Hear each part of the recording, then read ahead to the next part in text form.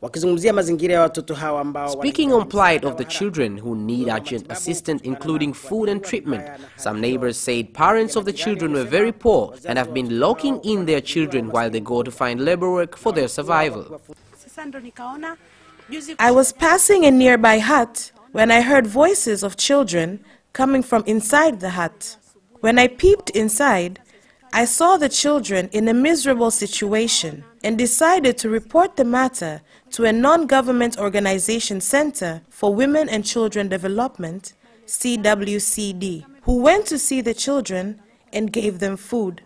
Samaritans who saved the children, including coordinator of the center funded by the United States Agency for International Development USAID through another charity, World Education, Ms. Hindu Mbwego, spoke on efforts underway to help the children, but also urged the government to take stern action against parents who abandon children. Children like these need urgent aid, and we can't continue to let them suffer and perish. The first thing we must do is send them to the hospital for treatment, including healing sores after removal of jiggers they suffered. It is also necessary for the government to take action against the culprits, as it is impossible for the village and ward leaders not to know this was a problem. Gamako ward leaders, including Special Seat Councillor Levina Emmanuel, said in addition to poverty in the ward, there was also a big problem of family squabbles. In addition to poverty, there was also the problem of rampant family squabbles, which caused parents to fail to be accountable for their families and end up in alcoholism. When the children were removed from the hut where they were locked in, their mother, Miss Noha Shauri, emerged and claimed that both herself and husband were forced to seek labor work due to abject poverty and that every day they leave home in the morning and return in the evening.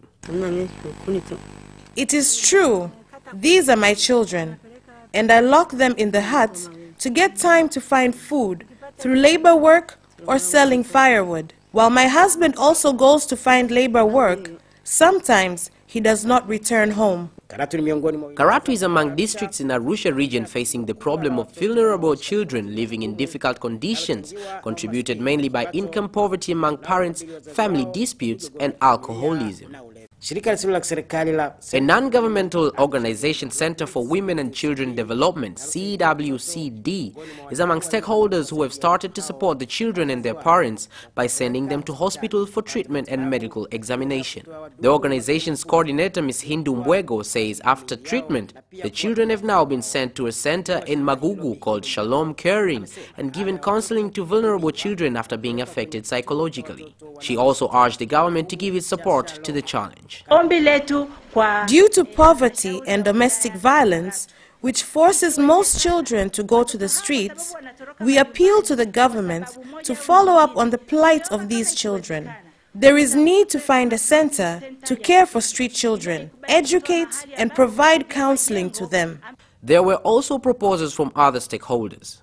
They include Albert Nasoro and a representative from the United States Agency for International Development, USAID, Dr. Hillary. Due to poverty, most people fled their homes and go into streets for survival through begging, and the situation is worse.